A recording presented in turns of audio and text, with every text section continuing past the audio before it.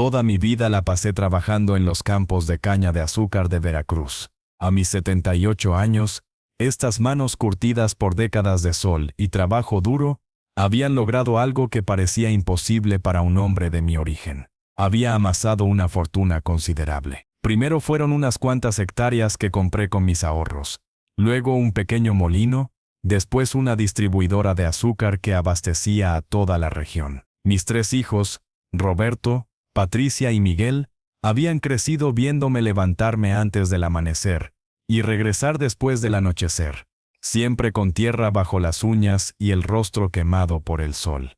«Esto es para ustedes, mijos», les decía siempre, señalando los campos que se extendían hasta donde alcanzaba la vista, para que nunca les falte nada. Mi historia comenzó cuando apenas tenía 14 años, y mis padres murieron en un accidente en el ingenio donde trabajaban. Me quedé huérfano con mi hermana menor, Esperanza, a quien tuve que criar trabajando desde el amanecer hasta el anochecer en campos ajenos. Mientras otros niños iban a la escuela, yo cortaba caña bajo el sol inclemente de Veracruz, soñando con el día en que tendría mi propia tierra. Conocí a Refugio cuando tenía 23 años, en una feria del pueblo. Ella trabajaba en la panadería de su tío y tenía la sonrisa más hermosa que había visto en mi vida. Nos casamos después de 3 años de noviazgo, cuando había ahorrado lo suficiente para comprar mi primera hectárea de tierra. La boda fue modesta pero llena de alegría, celebrada en el patio de la casa de los padres de Refugio con música de mariachi que tocó hasta el amanecer. Los primeros años fueron duros. Trabajaba mi pequeña parcela durante el día, y me empleaba en otras fincas por las tardes para completar los ingresos. Refugio vendía tamales en el mercado y cosía ropa para las señoras del pueblo. Cuando nació Roberto, mi primer hijo, juré que mi descendencia no pasaría las penurias que yo había vivido. «El mijo va a estudiar», le decía a Refugio mientras arrullaba al bebé. «Va a ser abogado, o doctor, o lo que él quiera, pero no va a tener que partir el lomo en estos campos como su papá».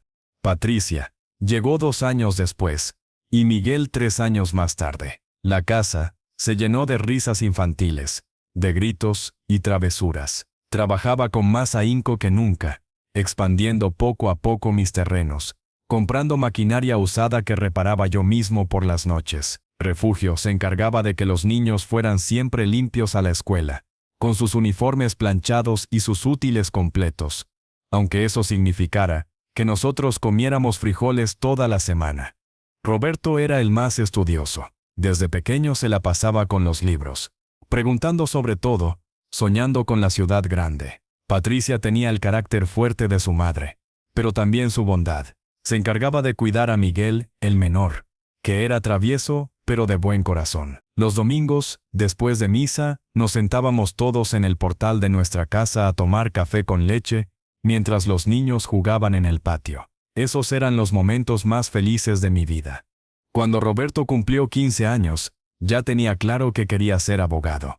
«Para ayudar a la gente como nosotros, papá», me decía. Patricia hablaba de ser maestra, y Miguel, aunque era el más pequeño, ya mostraba habilidad para los números y el comercio. Les compré una enciclopedia completa, pagándola en abonos durante 2 años, porque quería que tuvieran todos los conocimientos del mundo a su alcance. La tragedia llegó cuando Roberto tenía 17 años. Refugio empezó a sentirse mal, cansada todo el tiempo, con una sed que nunca se le quitaba. El doctor del pueblo nos dijo que era diabetes, y que tenía que cuidarse mucho, pero las medicinas eran caras, y el tratamiento requería que fuera regularmente a Veracruz. Vendí 2 hectáreas para costear todo, pero la enfermedad avanzó más rápido de lo que esperábamos. Refugio murió un martes de madrugada, con la mano entre las mías, después de pedirme que cuidara bien a los muchachos. «No dejes que se olviden de sus raíces, Evaristo», me susurró con su último aliento, «pero tampoco los obligues a quedarse aquí, si su destino está en otra parte». Quedé viudo a los 46 años, con 3 hijos adolescentes que criar. Roberto estaba a punto de terminar la preparatoria. Patricia tenía 15 años, y Miguel apenas 12. Fue el periodo más difícil de mi vida. Me levantaba antes del alba para trabajar en los campos. Regresaba a mediodía para preparar la comida. Ayudaba a los muchachos con las tareas por la tarde, y por las noches me quedaba despierto haciendo cuentas, tratando de estirar cada peso para que alcanzara. Doña Carmen, nuestra vecina de toda la vida, me ayudó mucho en esos años. Se encargaba de que los muchachos tuvieran ropa limpia cuando yo no alcanzaba. Y muchas veces llegaba con guisados extras que había preparado de más. Sabía que era mentira, que lo hacía por ayudarnos, pero mi orgullo no me permitía aceptar caridad abiertamente. Ella entendía, y nunca me hizo sentir mal por eso. Roberto se fue a la ciudad a estudiar Derecho cuando cumplió 18 años. Le pagué una colegiatura cara en una universidad privada, porque las calificaciones que tenía le daban derecho a una beca parcial. Vendí más tierra para costear sus gastos, pero lo hice con gusto. Era mi hijo mayor, mi esperanza de que la familia Mendoza tuviera un futuro diferente. Papá, me dijo el día que se fue, con una maleta de cartón y 100 pesos en la bolsa, te prometo que te voy a regresar todo esto multiplicado. Voy a ser el mejor abogado de México. Patricia siguió sus pasos 3 años después. Había decidido estudiar enfermería, pero no en México sino en Estados Unidos. Una maestra de la preparatoria le había ayudado a conseguir una beca para estudiar en Texas. El día que se fue, lloramos los dos. Era mi niña, la que me había ayudado a cuidar a Miguel después de que murió su madre. Cuídame al escuincle, me dijo señalando a Miguel, que ya tenía 18 años, pero seguía siendo mi bebé. Y cuídate tú también, papá. No te mates trabajando. Miguel fue diferente. No quiso ir a la universidad, pero tampoco quiso quedarse en el campo. Tenía ideas de negocio. Hablaba de tiendas, de comercio, de oportunidades en el puerto. Con el dinero que había ahorrado para su educación, le ayudé a poner su primera tienda de abarrotes en Córdoba. Era inteligente para las ventas, sabía tratar a la gente, y el negocio prosperó rápidamente.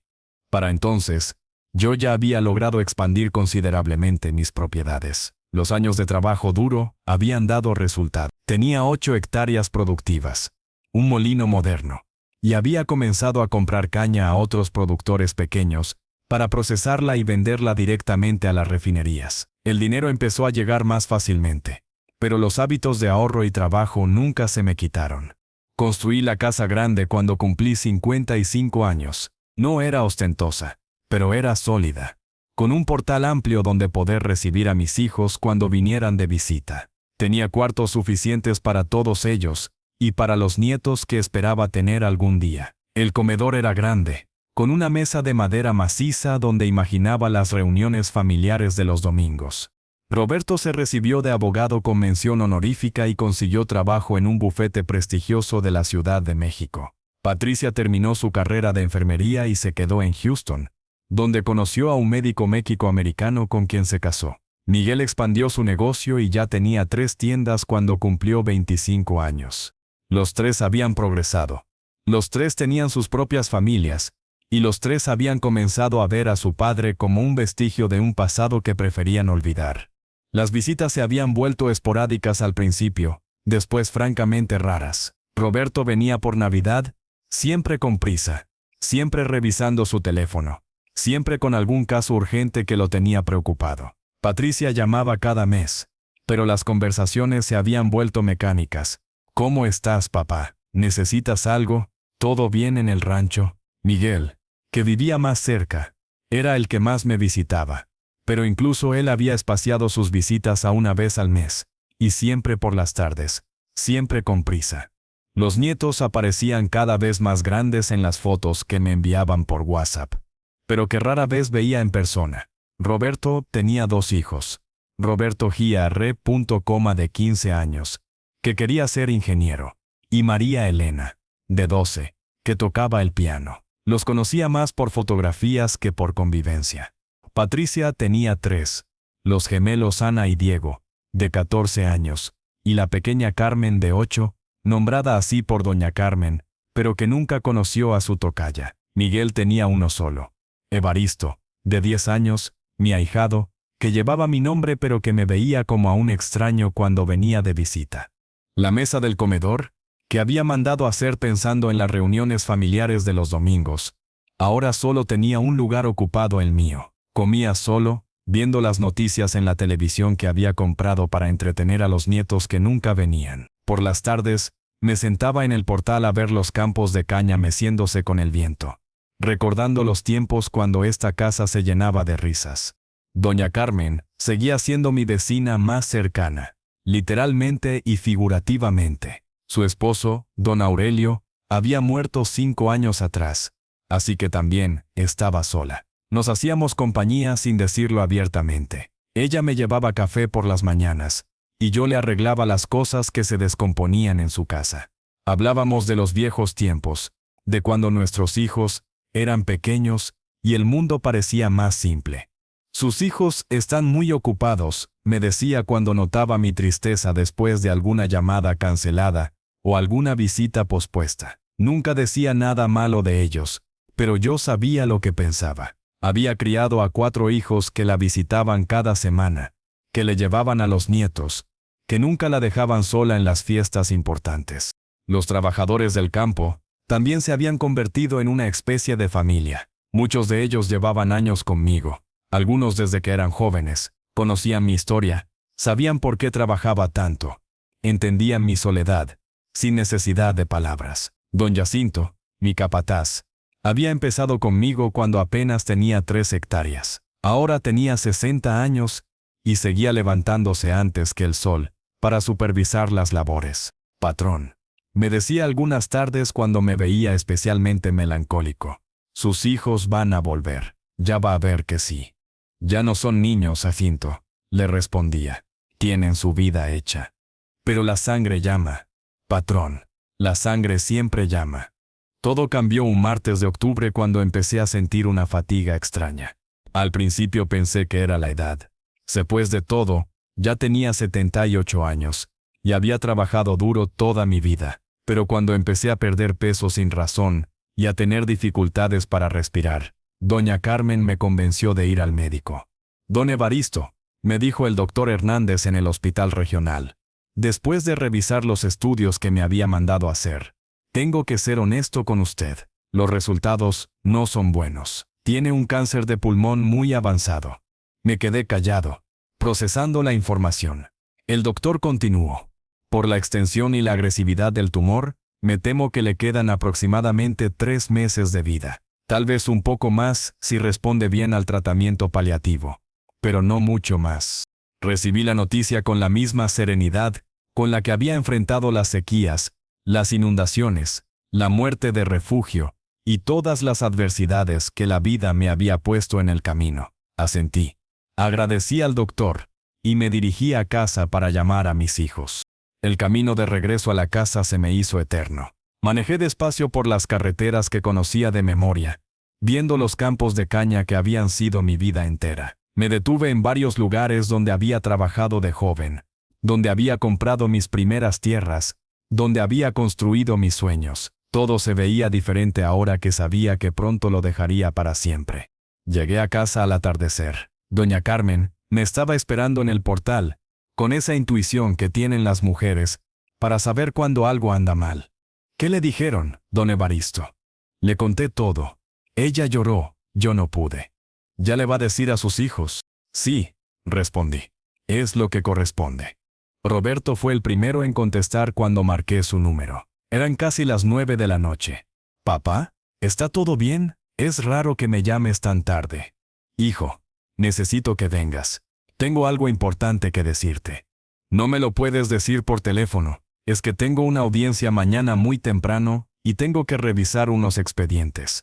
Respiré profundo. Mi hijo siempre tenía prisa. Siempre tenía algo más importante que hacer. «Roberto, por favor, es importante».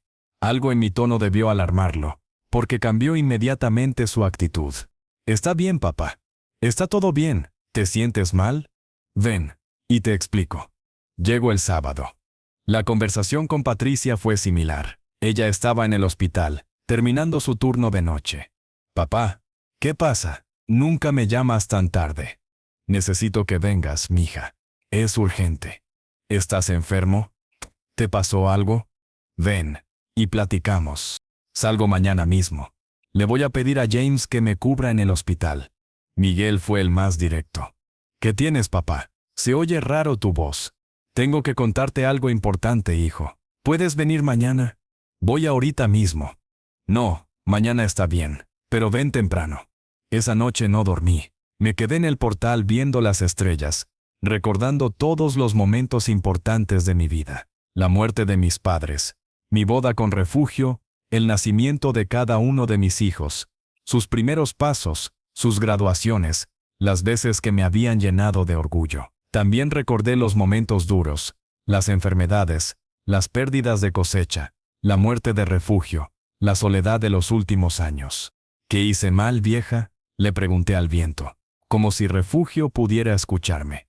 ¿En qué me equivoqué criando a estos muchachos? Miguel llegó al día siguiente temprano, como había prometido. Lo vi llegar en su camioneta nueva, vestido con ropa cara, con su teléfono siempre en la mano. Ya no era el niño travieso que había criado. Era un hombre de negocios exitoso, que veía a su padre como parte de un pasado que había superado. ¿Qué pasa, papá? Me tenías preocupado. Nos sentamos en la sala y le conté todo. Su reacción fue inmediata. ¿3 meses? ¿Estás seguro? ¿Viste a otros doctores? Yo conozco gente en Houston, en la Ciudad de México. Hijo, ya revisé todo. Es lo que hay. Se quedó callado un rato largo. Después preguntó, ¿qué necesitas? ¿En qué te puedo ayudar? Solo quiero que estén conmigo. Que pasen tiempo conmigo mientras pueda. Claro, papá. Por supuesto, voy a arreglar mis cosas y me vengo para acá. Patricia y Roberto llegaron el fin de semana. Las reuniones fueron similares, shock inicial, lágrimas, promesas de apoyo total. Cuando les di la noticia, reunidos en la misma sala donde habían crecido, la reacción fue predecible, lágrimas, abrazos, promesas de apostar todo para estar más cerca. Vamos a buscar otros doctores, papá, dijo Patricia. Con sus conocimientos médicos, hay tratamientos nuevos, terapias experimentales en Houston. Conozco oncólogos que hacen milagros. Me voy a mudar aquí para cuidarte, añadió Miguel. El negocio puede esperar. Voy a contratar gerentes para que manejen todo. Conseguiremos los mejores oncólogos del país, prometió Roberto. Tengo contactos en el Instituto Nacional de Cancerología. Vamos a pelear esto con todo. Durante esos primeros días, realmente parecía que habían vuelto a ser mis hijos. Se quedaron toda la semana. Se turnaban para acompañarme a las citas médicas. Cenábamos juntos, veíamos televisión en las noches, como cuando eran pequeños. Patricia cocinaba los platillos que le había enseñado su madre. Miguel me contaba chistes como cuando era niño. Roberto me leía las noticias del periódico y me explicaba los casos legales complicados. Fue la semana más feliz que había tenido en años. Pensé que tal vez el cáncer había sido una bendición disfrazada, que había logrado lo que años de soledad no habían conseguido: reunir a mi familia. Pero las promesas duraron exactamente una semana. Patricia fue la primera en encontrar excusas. El domingo por la noche, después de haber pasado toda la semana conmigo, me dijo: papá, encontré un especialista en Houston que quiere revisar tus estudios personalmente. Es uno de los mejores oncólogos del mundo. Pero necesito regresar para coordinar todo. Es mejor desde allá porque tengo todos los contactos. ¿Cuándo regresas? En 2 semanas máximo. Te lo prometo. Se fue el lunes por la mañana con la promesa de volver pronto. No volvió. Miguel duró un poco más. Se quedó 10 días, pero las llamadas de sus tiendas eran constantes. Los gerentes que había contratado, según él, no sabían manejar las situaciones difíciles. Cada día, recibía 5 o 6 llamadas urgentes que requerían su atención inmediata.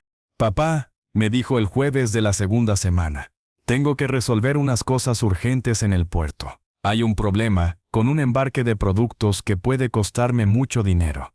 Regreso mañana. Ese mañana nunca llegó. Roberto fue el más creativo en sus excusas. Se quedó hasta el final de la segunda semana, pero su teléfono no dejaba de sonar. Clientes importantes, casos urgentes, audiencias que no podía posponer. Papá, me dijo el día que se fue, estoy buscando abogados especialistas en casos médicos. Vamos a demandar a todas las empresas que pudieron causarte esta enfermedad. La azucarera, los fabricantes de pesticidas, todos. Eso va a requerir que esté en la capital preparando todo el caso. ¿Es necesario? Claro que sí. Pueden ser millones de pesos en compensación. Además, Estoy investigando tratamientos experimentales en el extranjero. Todo eso lo manejo mejor desde allá. También se fue con promesas de regreso inmediato que nunca se cumplieron. Las semanas pasaron y me quedé solo en la casa grande, acompañado únicamente por los trabajadores del campo y por doña Carmen, quien insistía en llevarme comida todos los días y en hacerme compañía por las tardes. Esos hijos suyos no tienen vergüenza, me decía mientras me servía el café en el portal. ¿Cómo van a dejar solo a su padre en estos momentos? Yo no les contestaba nada, pero por dentro sentía una mezcla de dolor y desilusión que era peor que cualquier síntoma del cáncer. Las llamadas telefónicas se volvieron menos frecuentes. Primero eran diarias, con reportes detallados de sus gestiones para ayudarme. Roberto me contaba sobre los abogados que había contactado, los doctores que había consultado, los tratamientos que había investigado. Patricia me hablaba de las citas que había conseguido en Houston, los especialistas que querían ver mis estudios, las nuevas terapias que podrían funcionarme. Miguel me informaba sobre los arreglos que estaba haciendo para mudarse temporalmente conmigo. Después las llamadas se volvieron cada tercer día, luego semanales, luego esporádicas. Siempre había una razón válida: el trabajo demandante, los niños que necesitaban atención, los compromisos que no se podían cancelar. ¿Cómo te sientes, papá?, me preguntaban. Bien, hijo, ahí vamos. ¿Necesitas algo? Solo que vengan a verme. Sí, papá. Pronto. Estamos organizando todo para poder estar más tiempo contigo. Pero ese pronto nunca llegaba. Durante esas largas noches en vela, empecé a notar patrones en las conversaciones que me inquietaron. Roberto siempre preguntaba, de manera casual, sobre los papeles de las propiedades. ¿Tienes todo en orden, papá? ¿Los testamentos están actualizados? Porque si necesitas que revise algo, como abogado puedo ayudarte. ¿Para qué quieres ver eso, hijo? No, es solo para asegurarme de que todo esté bien legal. Tú sabes cómo son estas cosas. A veces hay detalles técnicos que se pasan por alto. Patricia, por su parte, había comenzado a hacer preguntas sobre las cuentas bancarias y las inversiones. ¿Necesitas ayuda con las finanzas, papá? Puedo manejar todo desde aquí. James tiene muy buenos contactos en bancos de inversión. ¿Por qué te preocupa eso, mija? Es que en tu estado, a lo mejor se te dificulta manejar tantos números. Es normal, papá. Yo puedo encargarte de que todo esté en orden. Y Miguel, el más directo de los tres, había comenzado a sugerir que vendiera algunas propiedades. Papá, ¿no crees que tienes demasiadas tierras? Es mucho trabajo supervisar todo eso. El dinero en el banco es más seguro, y no te da dolores de cabeza. ¿Para qué voy a vender? Estas tierras han sido mi vida entera. Pero piénsalo, papá. ¿Para qué quieres tanto trabajo? Además, si pasa algo, bueno, tú me entiendes, es más fácil heredar dinero que propiedades. Menos trámites, menos problemas. Esas conversaciones me dejaban un sabor amargo en la boca. Mis hijos no hablaban de cómo me sentía, de si tenía miedo, de si necesitaba compañía. Hablaban de papeles, de dinero, de herencias, como si yo ya estuviera muerto. La revelación llegó una noche de viernes, cuando me quedé dormido en el sillón de la sala viendo televisión. El teléfono sonó, y contesté automáticamente, sin darme cuenta de que era una llamada de conferencia entre mis tres hijos. Ellos no se dieron cuenta de que había contestado. ¿Pero has visto los papeles?, decía Patricia. Todavía no, respondía Roberto.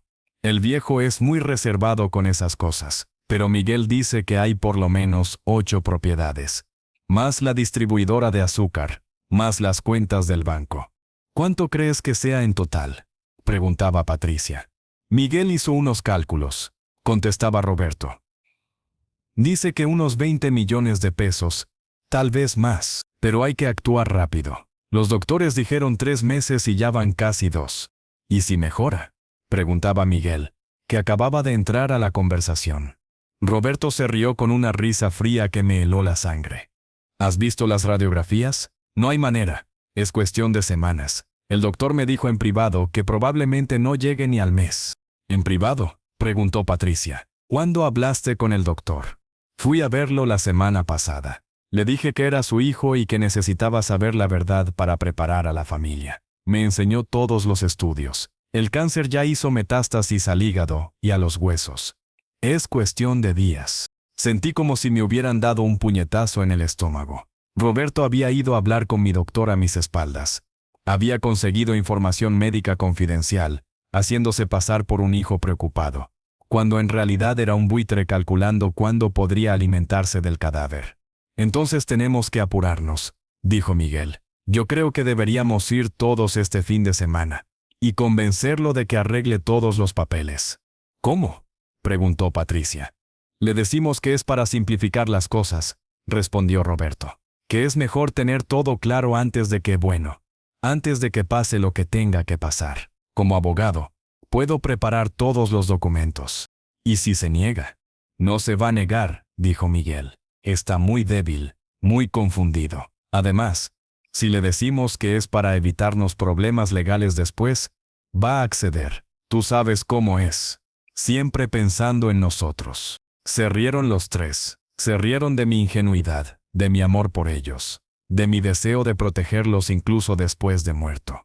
Hay otra cosa, dijo Roberto. Tenemos que asegurarnos de que no haya hecho ningún testamento raro. Tú sabes cómo son los viejitos cuando se van a morir.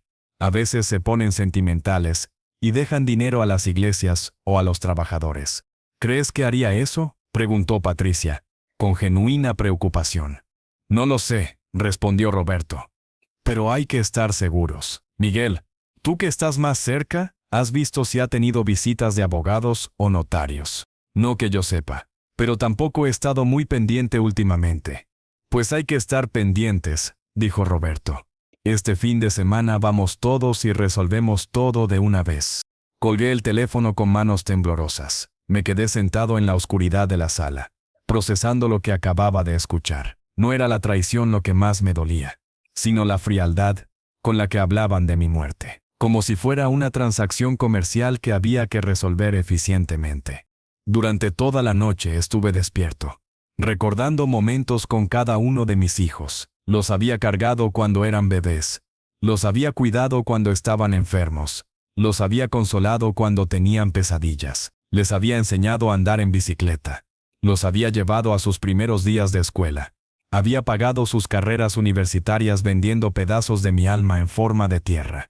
Y ahora me veían como un obstáculo entre ellos y el dinero que creían que merecían. Esa noche no pude evitar llorar. Lloré por primera vez desde la muerte de Refugio, no por el cáncer que me estaba matando, sino por la muerte de la ilusión de que tenía una familia que me amaba. Pero al amanecer, algo cambió en mí. La tristeza se transformó en algo diferente. Algo más frío y más calculado. Si mis hijos querían jugar, yo conocía las reglas mejor que nadie. Después de todo, no había llegado a donde estaba siendo ingenuo en los negocios. Al día siguiente llamé a mi abogado, el licenciado Jiménez, quien había manejado mis asuntos legales durante más de 20 años. Licenciado, necesito verlo urgentemente. ¿Está todo bien, don Evaristo? Necesito hacer algunos cambios importantes en mi testamento. ¿Está seguro? Los documentos que tenemos están muy bien estructurados para proteger a su familia. Estoy más que seguro. Nos reunimos esa misma tarde en su oficina de Córdoba. Le expliqué la situación, sin dar detalles de cómo me había enterado de las verdaderas intenciones de mis hijos. Quiero crear una fundación, le dije. Una fundación para apoyar a trabajadores agrícolas en situación de vulnerabilidad. Para darles becas de estudio a sus hijos. Para ayudar a las viudas que se quedan sin recursos. El licenciado Jiménez me miró con sorpresa. Don Evaristo, ¿está seguro de esta decisión? Sus hijos. Mis hijos van a estar bien, le dije. Todos tienen carreras exitosas. Todos tienen sus propios ingresos. Esta fortuna la hice pensando en dejarles algo. Pero he llegado a la conclusión de que hay gente que la necesita más. ¿Quiere que le deje algo a sus hijos? La casa. Respondí después de pensarlo un momento. Que se la repartan como puedan. Pero todo lo demás va para la fundación. Durante las siguientes 2 semanas, trabajamos en todos los detalles legales. La fundación se llamaría Refugio para el Campo, en honor a mi esposa. Sería administrada por un consejo que incluiría a doña Carmen, al padre Sebastián de la parroquia local, al licenciado Jiménez y a don Jacinto, mi capataz de confianza. Pero eso no era todo mi plan. También comencé a fingir que mi condición empeoraba. Cuando mis hijos llamaban, me escuchaba más débil, más confundido, más desesperanzado. Ya no tengo fuerzas para nada, mi hijo, le decía a Roberto cuando me llamaba. Apenas puedo levantarme de la cama. Doña Carmen me tiene que ayudar hasta para vestirme. ¿Estás tomando las medicinas, papá?, me preguntaba Patricia.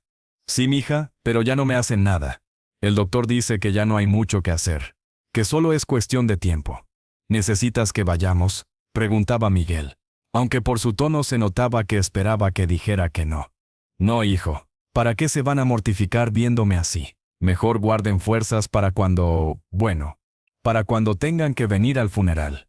Lo cierto era que me sentía mejor de lo que había estado en meses. Había empezado un tratamiento experimental que el doctor Hernández me había propuesto. Y aunque no era una cura, había logrado estabilizar mi condición. Los 3 meses de vida se habían convertido en un pronóstico mucho más incierto. Tal vez 6 meses, tal vez 1 año, tal vez más. También había comenzado a hacer ejercicio ligero siguiendo las recomendaciones de un fisioterapeuta.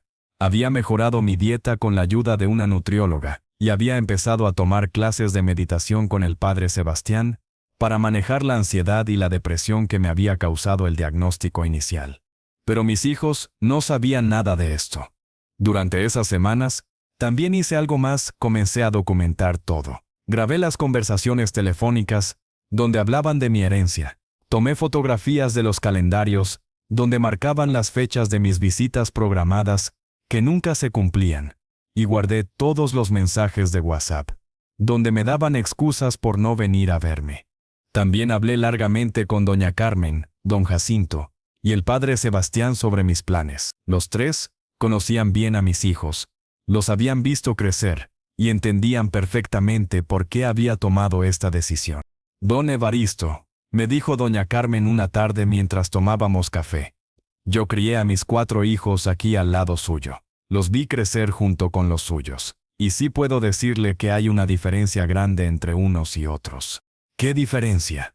Los míos nunca se olvidaron de dónde vienen. Saben que todo lo que tienen se lo deben al trabajo de su padre y al mío. Los suyos se creen que se hicieron solos. Don Jacinto fue más directo.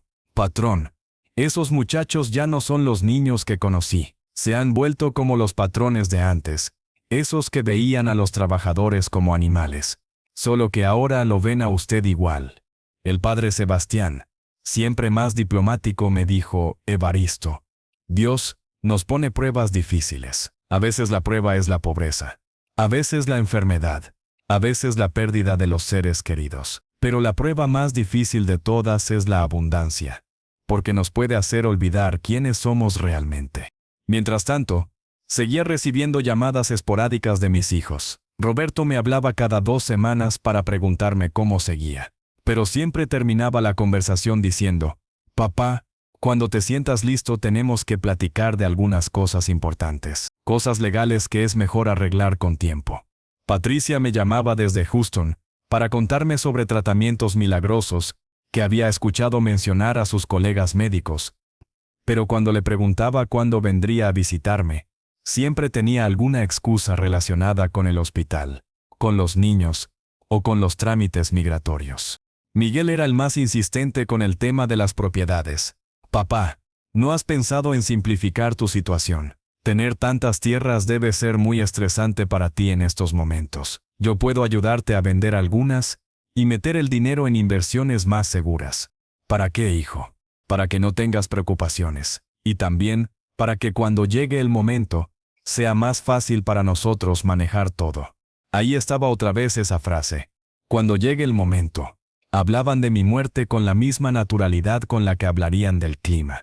Durante este tiempo, también tuve la oportunidad de reflexionar sobre mi vida y sobre las decisiones que había tomado como padre. Me di cuenta de que tal vez había cometido algunos errores. En mi afán de darles todo lo que yo no había tenido, tal vez les había dado demasiado. En mi deseo de que no sufrieran las carencias de mi infancia, tal vez no les había enseñado a valorar lo que tenían. Recordé las palabras de refugio: no les des todo hecho, Evaristo. Déjalos que se esfuercen por algunas cosas, que se ganen lo que quieren. Si no, nunca van a aprender a valorar nada. Pero yo no le había hecho caso. Les había pagado las mejores escuelas. Les había comprado todo lo que pedían. Les había resuelto todos los problemas. Cuando Roberto necesitaba dinero para la universidad, yo vendía tierra. Cuando Patricia quería irse a Estados Unidos, yo conseguía el dinero para sus gastos. Cuando Miguel quería poner su negocio, yo le daba el capital sin pedirle nada a cambio. Nunca les había pedido que trabajaran en los campos para entender de dónde venía el dinero. Nunca los había obligado a madrugar conmigo para que supieran lo que costaba cada peso. Nunca les había enseñado a ver a los trabajadores como personas, no como empleados. Los había criado como pequeños príncipes, protegiéndolos de la realidad de la que yo venía. Y el resultado era que ahora me veían como un campesino ignorante que había tenido suerte, no como el hombre que había sacrificado todo por ellos. Pero ya era demasiado tarde para lamentarse. Ahora lo único que podía hacer era asegurarme de que mi fortuna fuera a parar a manos de gente que realmente la necesitara y que supiera valorarla. La llamada que había estado esperando llegó un domingo por la noche, casi 2 meses después de mi diagnóstico inicial. Era Roberto, con una voz falsamente preocupada que ya me sabía de memoria. Papá, Patricia, Miguel y yo hemos estado hablando. Hemos estado muy preocupados por ti, y creemos que es hora de que vengamos, para estar contigo en estos momentos tan difíciles. ¿Los tres?, pregunté, fingiendo sorpresa. Sí, papá. Ya arreglamos todo en nuestros trabajos. Patricia consiguió que la cubrieran en el hospital por tiempo indefinido. Miguel contrató gerentes temporales para sus tiendas, y yo delegué todos mis casos importantes a mis socios. Me da mucho gusto, mijos, respondí con voz débil. Los he extrañado mucho. No saben lo solo que me he sentido. Ya lo sabemos, papá, y nos sentimos muy mal por haberte dejado solo tanto tiempo. Pero ahora vamos a estar contigo todo el tiempo que necesites. ¿Cuándo llegan? Mañana temprano. Los tres en el mismo vuelo. Después de colgar, no pude evitar sonreír. Era irónico que la noticia de que mis hijos venían a verme, algo que había estado esperando con ansias durante meses, ahora me causara una mezcla de tristeza y anticipación. Tristeza porque sabía que no venían por amor, sino por dinero. Anticipación porque finalmente podría cerrar este capítulo doloroso de mi vida. Esa noche llamé al licenciado Jiménez para confirmar que todos los papeles estuvieran en orden. Todo listo, don Evaristo. La fundación ya está registrada legalmente, todos los bienes ya han sido transferidos, y el testamento está debidamente firmado y certificado. ¿No hay manera de que puedan impugnar nada? Ninguna. Todos los documentos están perfectos. Hay testigos de sobra, y usted está claramente en plenas facultades mentales. Además, como me pidió, grabé todas nuestras conversaciones, donde explica sus razones para tomar estas decisiones. También llamé a doña Carmen, don Jacinto y al padre Sebastián, para pedirles que estuvieran disponibles al día siguiente por la tarde. ¿Ya llegó el momento, don Evaristo?, me preguntó doña Carmen. Sí, respondí. Ya es hora de que se acabe esta farsa. Los tres hermanos llegaron al día siguiente en punto de las 11 de la mañana, en un taxi que habían tomado desde el aeropuerto de Veracruz. Los vi llegar desde la ventana de mi cuarto, cargados de maletas como si vinieran a quedarse una temporada larga. Bajé a recibirlos, arrastrando los pies y apoyándome en las paredes para simular debilidad. Los abracé uno por uno, sintiendo cómo me evaluaban físicamente, calculando cuánto tiempo me quedaba de vida. Papá, te ves muy delgado, dijo Patricia con genuina preocupación, aunque yo sabía que su preocupación era más profesional que filial.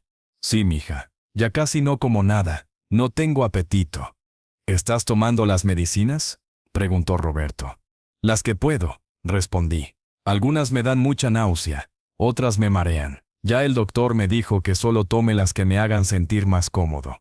Miguel se veía incómodo, como si estar en presencia de la muerte le causara ansiedad. ¿Necesitas algo, papá? ¿Algo que te podamos traer? Solo que estén aquí conmigo, les dije. Es lo único que he querido todos estos meses.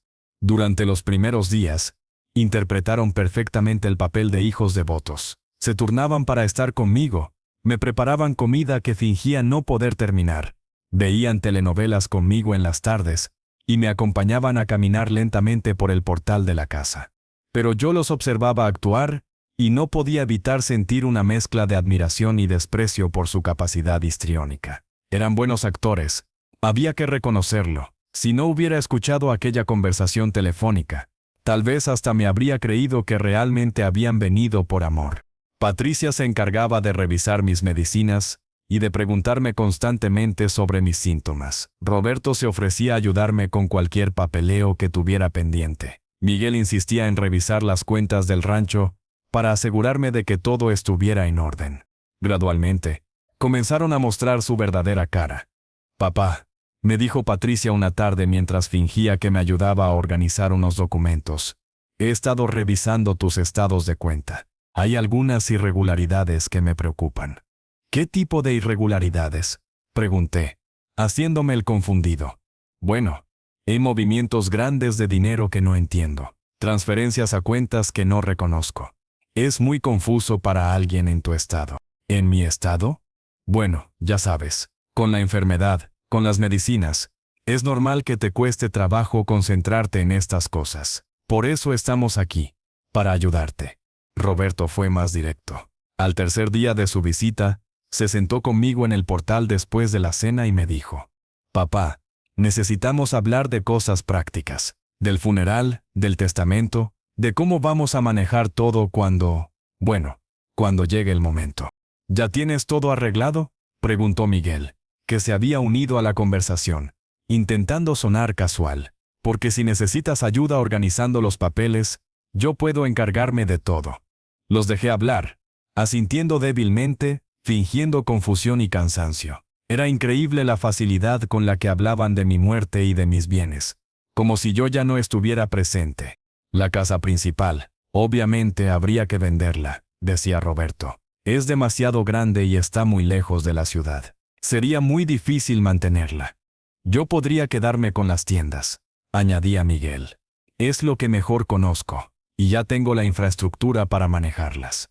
Y yo puedo manejar las inversiones desde Houston», concluía Patricia. «Allá hay mejores oportunidades, y James conoce muy bien el mercado financiero».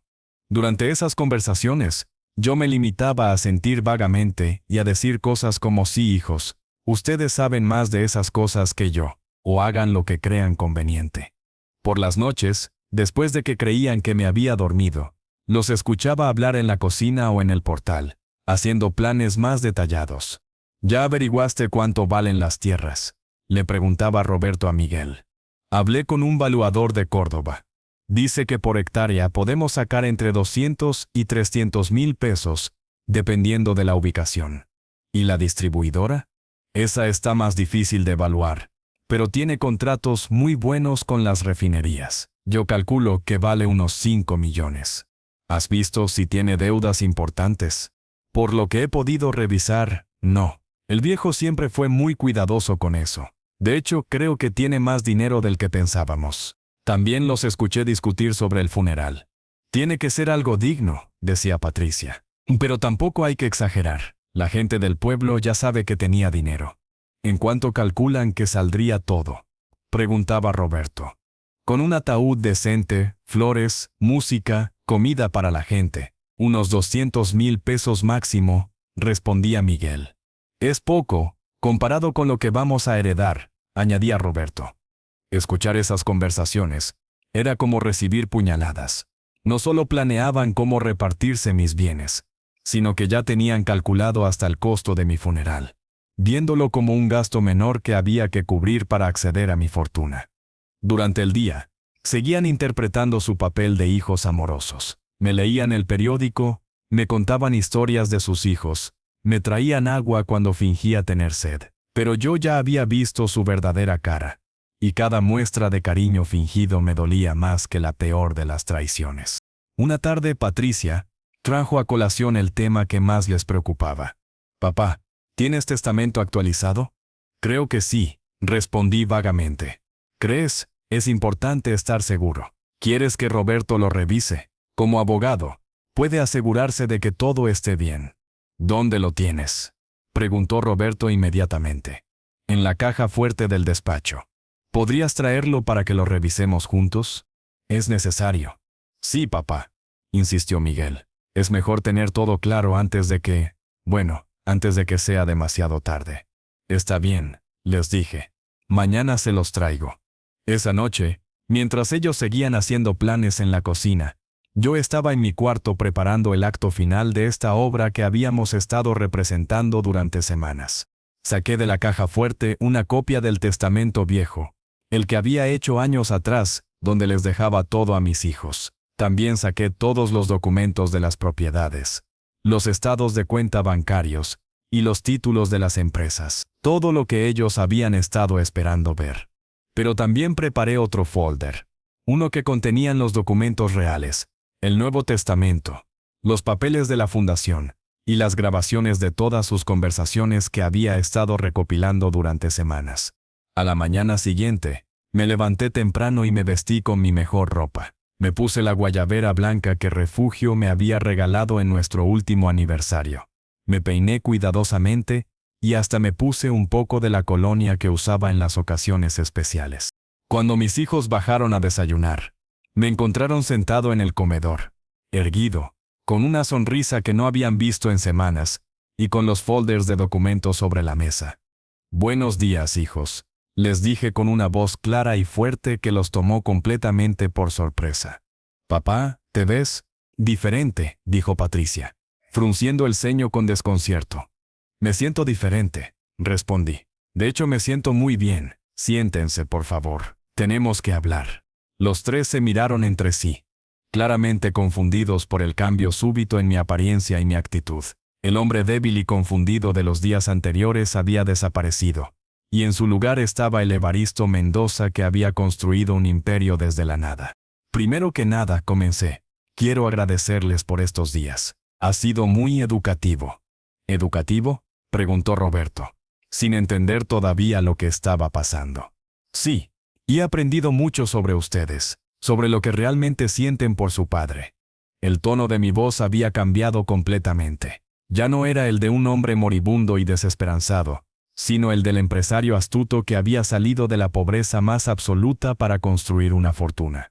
«Papá, no entendemos», dijo Miguel, pero había algo en sus ojos que me decía que empezaba a sospechar, que algo no andaba bien. «Claro que entienden», repliqué, mirándolos a los tres directamente a los ojos. «Entienden perfectamente. Por eso están aquí. Por eso vinieron corriendo cuando pensaron que me estaba muriendo. No por amor, sino por dinero». El silencio que siguió fue tan denso que se podía cortar con un cuchillo. Patricia fue la primera en reaccionar. «Papá, eso no es justo. Estamos aquí porque te amamos». Me levanté lentamente de mi silla y caminé hasta la ventana que daba a los campos de caña que habían sido mi vida entera. «¿Saben qué es lo más triste de todo esto?», dije sin voltear a verlos, «que realmente me estoy muriendo. El cáncer sigue ahí. Tal vez no sean 3 meses como dijeron los doctores al principio. Tal vez sea 1 año. Tal vez sean 2, pero me estoy muriendo». Me volví hacia ellos, y por primera vez en toda esta farsa, dejé que vieran las lágrimas reales en mis ojos. «Y ustedes no vinieron porque me estoy muriendo. Vinieron porque se van a quedar sin herencia». «Papá, eso no es cierto», murmuró Roberto, pero su voz sonaba hueca, sin convicción. «¿No es cierto?». Saqué mi teléfono y puse la grabación de su conversación telefónica de hacía semanas. Sus propias voces llenaron el comedor, hablando de mí como si fuera un activo financiero más, calculando cuánto valían mis propiedades, riéndose de mi ingenuidad. Los tres se quedaron mudos, con las caras rojas de vergüenza y sorpresa. No podían negar lo que acababan de escuchar con sus propias voces. Cuando me diagnosticaron, continué, pensé que al menos tendría el consuelo de pasar mis últimos días rodeado de mi familia. Pero ustedes me abandonaron. Me dejaron solo cuando más los necesitaba. Patricia comenzó a llorar, pero yo ya no sabía si sus lágrimas eran genuinas o parte de otro acto. «Papá, lo siento mucho. Tienes razón. Nos comportamos horriblemente». «¿Y saben qué hice con mi tiempo de soledad?», pregunté, caminando hasta mi escritorio. Pensé en qué era realmente importante en la vida, y llegué a una conclusión muy clara. Saqué el folder con los documentos falsos y lo puse sobre la mesa del comedor. «Aquí están los papeles que tanto han estado buscando», dije. «Mi testamento, los títulos de propiedades, los estados de cuenta, todo lo que necesitan saber sobre mi herencia. Los tres miraron el folder como si fuera una serpiente venenosa, sabiendo que habían sido descubiertos, pero sin saber exactamente qué les esperaba. ¿Quieren saber qué dice el testamento?, pregunté con una sonrisa que no tenía nada de alegre. Ninguno se atrevió a responder.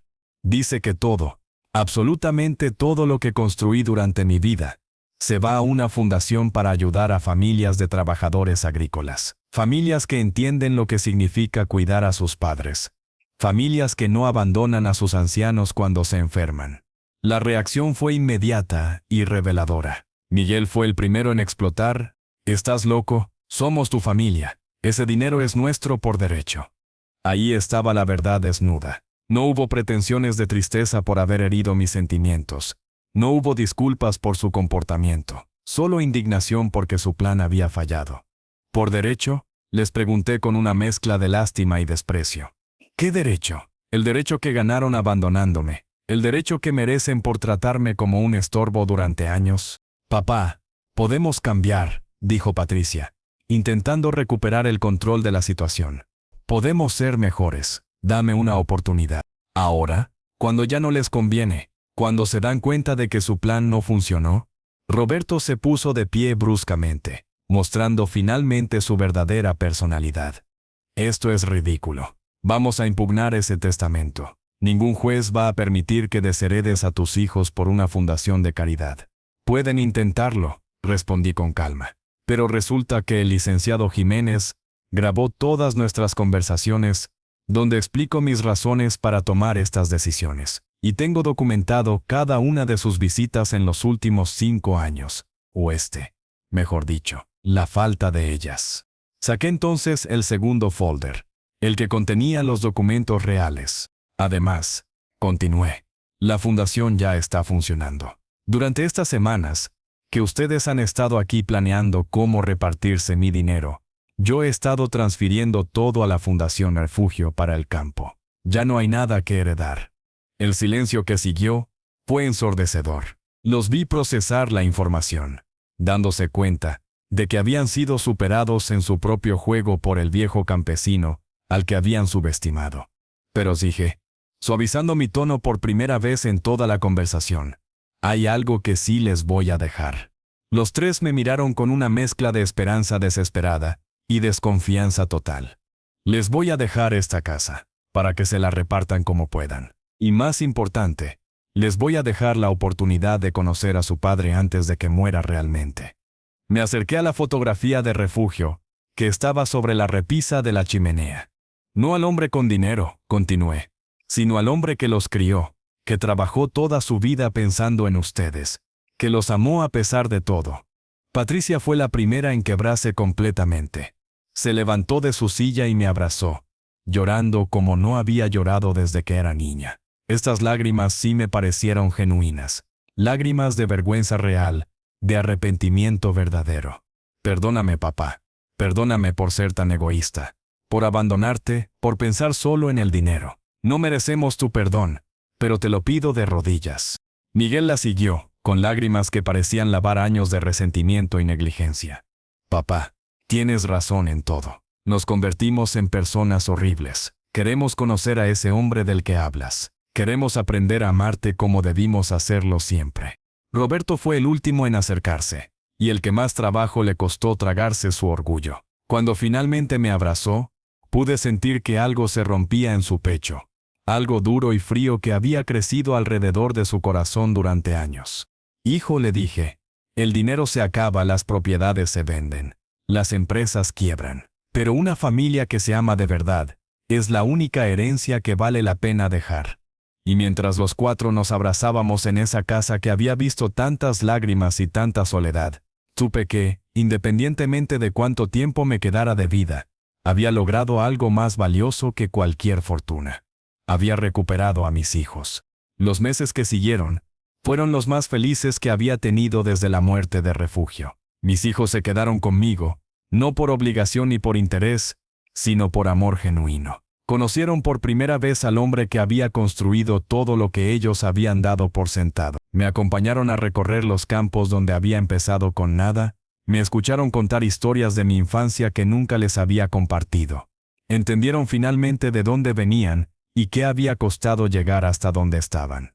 La Fundación Refugio para el Campo se convirtió en el proyecto más importante de mi vida. Con la ayuda de mis hijos, que aportaron su experiencia profesional sin esperar nada a cambio, logramos crear un programa que daba becas educativas a hijos de trabajadores agrícolas, proporcionaba atención médica gratuita a familias rurales y ayudaba a pequeños productores a tecnificar sus cultivos.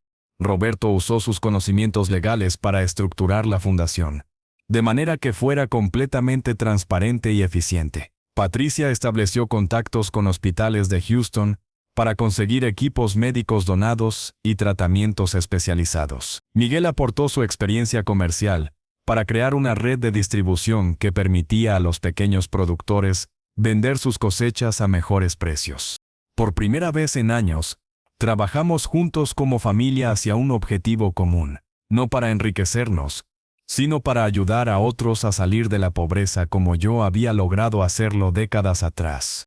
Mi salud se estabilizó durante casi un año completo. El tratamiento experimental siguió funcionando, y aunque el cáncer nunca desapareció por completo, dejó de avanzar. Los doctores no podían explicarlo completamente, pero yo sabía que tenía que ver con haber recuperado la razón para vivir.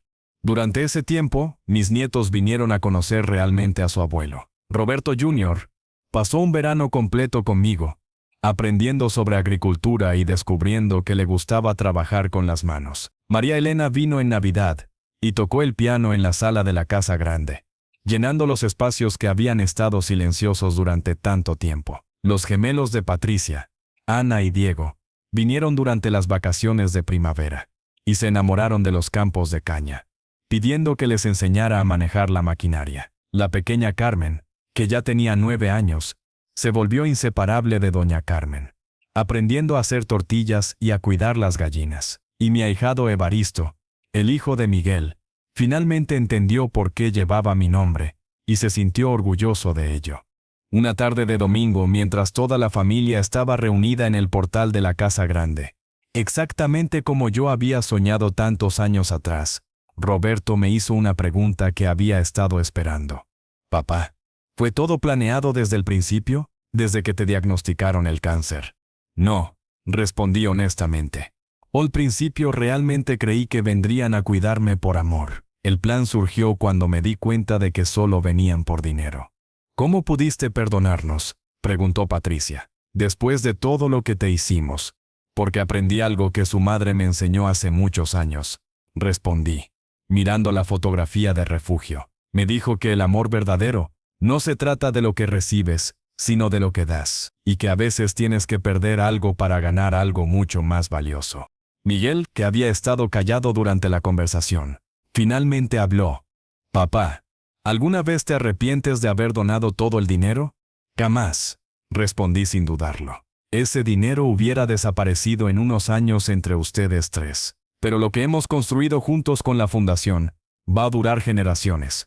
Y tenía razón. 2 años después de mi diagnóstico inicial, la Fundación Refugio para el Campo había ayudado a más de 200 familias. Habíamos construido 3 clínicas rurales, otorgado más de 100 becas universitarias y creado una cooperativa que agrupaba a más de 50 pequeños productores.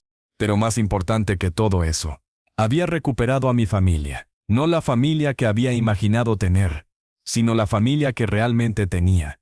Hijos que habían aprendido a valorar lo importante, nietos que conocían sus raíces, y una red de personas, desde doña Carmen hasta don Jacinto, desde el padre Sebastián hasta los trabajadores más jóvenes, que formaban parte de algo más grande que el dinero o las propiedades.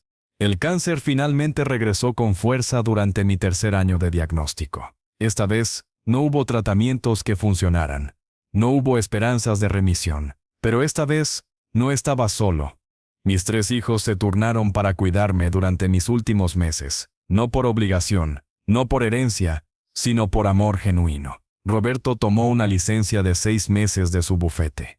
Patricia se mudó temporalmente de Houston. Miguel cerró sus tiendas los fines de semana para pasar tiempo conmigo. Durante esos últimos meses, hablamos de todo lo que nunca habíamos hablado. Les conté historias de mi infancia que nunca había compartido, de los primeros años con su madre, de los sacrificios que había hecho por ellos y que nunca habían sabido. Ellos me contaron sobre sus miedos, sus sueños, sus propios errores como padres. «Papá», me dijo Roberto una tarde mientras me ayudaba a caminar por el portal. «¿Sabes qué es lo que más me duele de todo esto?» «¿Qué, hijo?» «Que tuviste que fingir que te morías, para que nos diéramos cuenta de que te estábamos perdiendo». «No fingí que me moría», le respondí.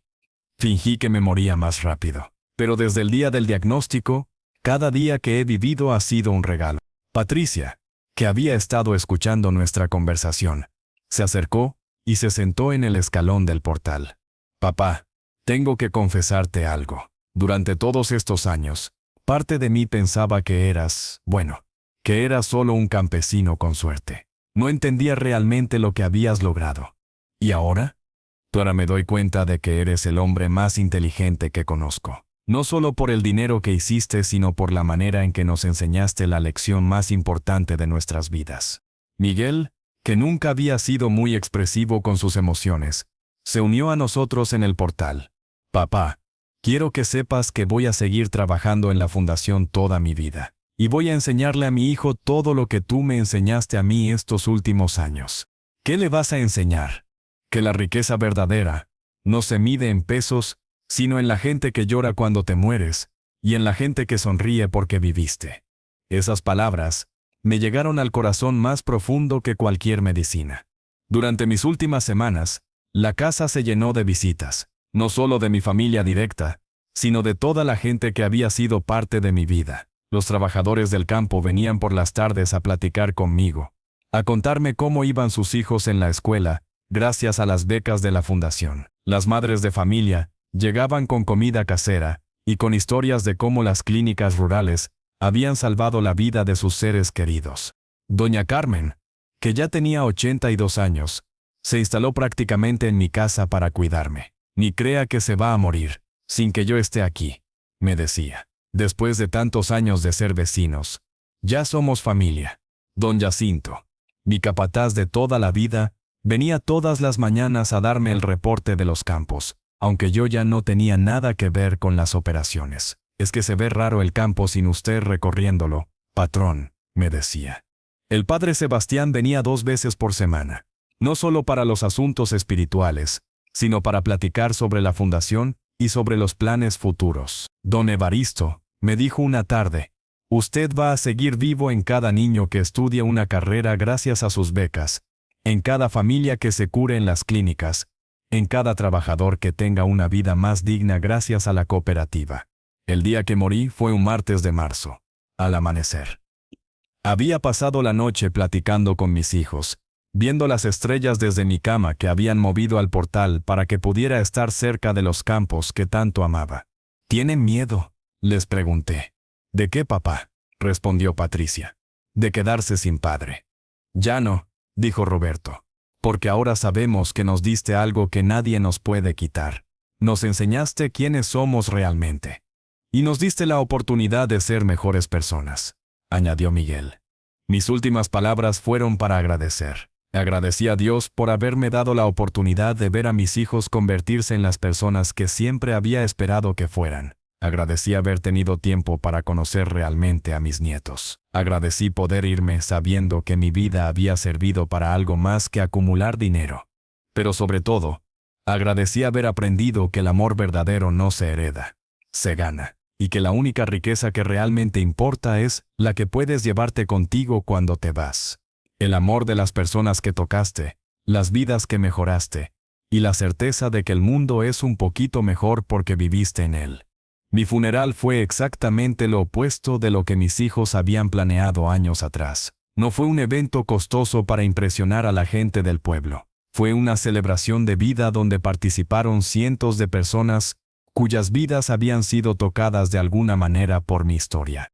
Los trabajadores de los campos cargaron mi ataúd. Las familias beneficiarias de la fundación cantaron las canciones que más me gustaban. Los niños que estudiaban con las becas llevaron flores que habían cortado de los jardines de sus casas. Roberto leyó un discurso que había escrito junto con sus hermanos. Nuestro padre nos enseñó que hay dos maneras de ser rico: teniendo mucho dinero o necesitando muy poco. Él logró las dos cosas en su vida. Pero más importante, nos enseñó que la riqueza verdadera se mide en amor, en gratitud, en la capacidad de hacer la diferencia en la vida de otros. Durante años, pensamos que íbamos a heredar propiedades, empresas, cuentas bancarias, y al final, heredamos algo mucho más valioso. Heredamos sus valores, su ejemplo, su manera de ver el mundo. Heredamos la responsabilidad de continuar su trabajo, de cuidar a la gente que él cuidaba, de ser dignos del apellido Mendoza. Papá, donde quiera que estés, queremos que sepas que entendimos el mensaje, que aprendimos la lección, y que vamos a pasar el resto de nuestras vidas tratando de ser merecedores del amor que nos diste, incluso cuando no lo merecíamos. Después del funeral, cuando toda la gente se había ido y mis hijos estaban limpiando la casa, Patricia encontró una carta que yo había dejado en mi escritorio, dirigida a los tres. La carta decía: mis queridos hijos, si están leyendo esto, significa que ya me fui a reunirme con su madre. Quiero que sepan que los últimos años de mi vida fueron los más felices, no por el dinero que tenía, sino por haberlos recuperado como hijos. Cuando era joven y pobre soñaba con ser rico para que ustedes no pasaran las necesidades que yo pasé. Logré ser rico, pero en el proceso, casi los pierdo como familia. Al final, me di cuenta de que la pobreza más grande no es la falta de dinero, sino la falta de amor. Ustedes me preguntaron si me arrepentía de haber donado mi fortuna. La respuesta es no, porque esa decisión me permitió recuperar lo único que realmente importaba: su amor verdadero. La fundación va a seguir creciendo con su ayuda. Van a ver cómo familias completas salen de la pobreza gracias al trabajo que empezamos juntos. Van a ver cómo niños que hubieran terminado cortando caña como yo se vuelven doctores, maestros, ingenieros. Y van a entender que esa es la herencia más valiosa que les pude dejar. Cuiden esta casa donde crecieron. Llénenla de risas otra vez con sus hijos y sus nietos. Hagan que el comedor grande vuelva a ser el centro de reuniones familiares como siempre soñé. Y cuando sus propios hijos crezcan y se vayan a hacer sus vidas, acuérdense de esta historia. No los abandonen cuando los necesiten. No esperen a que se estén muriendo para demostrarles que los aman. El amor no se hereda, se cultiva. Ustedes aprendieron a cultivarlo. Ahora enséñenles a sus hijos a hacer lo mismo. Los amo con todo mi corazón, y espero haberles demostrado durante estos últimos años que ese amor nunca tuvo precio. Su padre, que los adoro, Evaristo Mendoza. Esa carta se volvió el documento más importante de la familia Mendoza, más importante que cualquier testamento, que cualquier escritura de propiedad, que cualquier estado de cuenta bancario.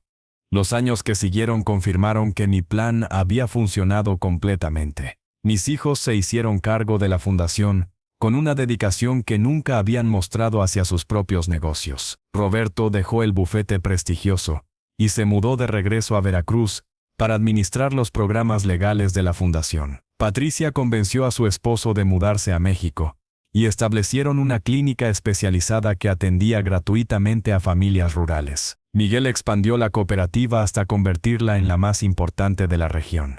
Pero más importante que el éxito de la fundación fue el éxito de mi familia. Mis hijos se volvieron las personas que siempre había esperado que fueran: generosos, comprometidos, conscientes de sus raíces. Mis nietos crecieron conociendo la historia completa de su abuelo, orgullosos de su apellido, entendiendo que con privilegio viene responsabilidad. La casa grande se llenó otra vez de risas los domingos. El comedor, que había estado vacío durante tantos años, se convirtió en el centro de reuniones familiares, donde se planeaban los proyectos de la fundación, se celebraban los cumpleaños, y se contaban las historias de la familia. Doña Carmen, que vivió hasta los 93 años, siempre decía que yo había hecho la jugada más inteligente de mi vida. Don Evaristo les enseñó a sus hijos que el dinero sin amor no vale nada, pero el amor sin dinero tampoco es fácil. Por eso creó la fundación, para que tuvieran los dos.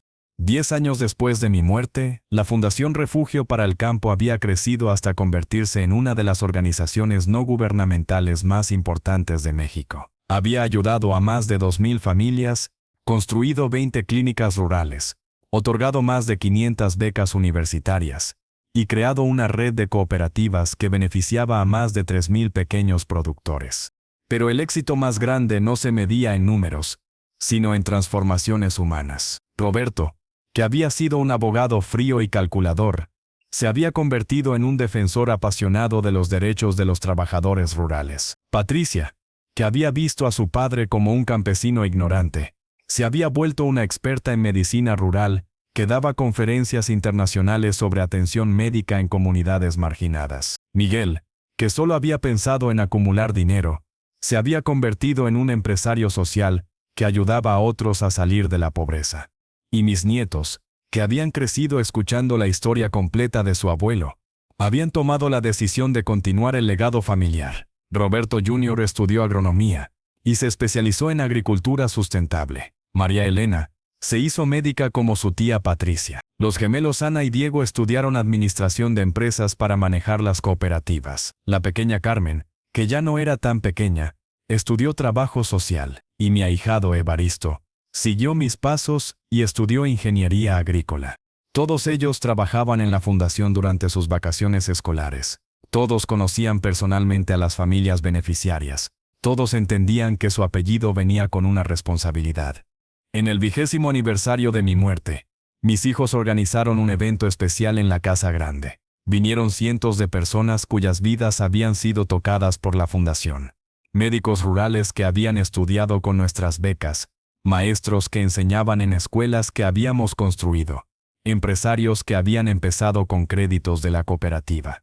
Durante el evento, Roberto leyó un discurso que resumía perfectamente lo que había aprendido. Mi padre siempre decía que el amor no se hereda, se cultiva. Durante 20 años, hemos estado cultivando el amor que él sembró, y hemos visto cómo ese amor se multiplica. Cada familia que sale de la pobreza ayuda a otra familia. Cada profesionista que se gradúa con nuestras becas se convierte en ejemplo para otros niños. Cada clínica que construimos salva vidas que a su vez salvan otras vidas.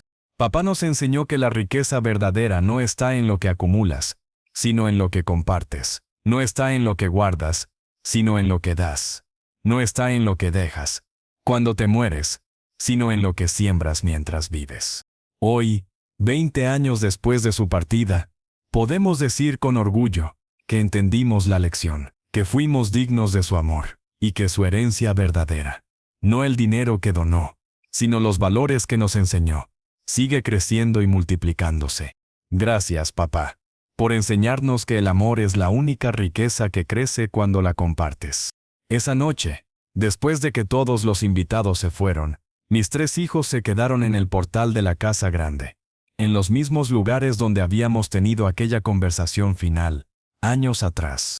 ¿Creen que papá estaría orgulloso?, preguntó Patricia. Estoy seguro, respondió Miguel. Logró exactamente lo que quería, convertirnos en las personas que él siempre supo que podíamos ser. ¿Saben qué es lo más increíble de todo?, dijo Roberto. Que nos dimos cuenta de que él tenía razón desde el principio. La fundación ha generado más satisfacción que todo el dinero que hubiéramos podido heredar. Y tenían razón, porque al final, yo había logrado dejarles la herencia más valiosa que existe. La capacidad de amar sin condiciones, de dar sin esperar nada a cambio, y de entender que la verdadera riqueza no se mide en lo que tienes, sino en lo que haces con lo que tienes. Mi historia se había convertido en leyenda en la región. Los padres se la contaban a sus hijos como ejemplo de que el amor verdadero siempre encuentra la manera de triunfar. Los maestros la usaban en las escuelas para enseñar sobre valores familiares. Los trabajadores sociales la compartían como muestra de que una persona puede cambiar el mundo si tiene la voluntad de hacerlo. Pero para mis hijos, no era una leyenda, era la historia de cómo un viejo campesino astuto les había enseñado la lección más importante de sus vidas, que el amor no se hereda, se gana, y que la única fortuna que realmente vale la pena acumular es la que puedes llevarte contigo cuando te vas.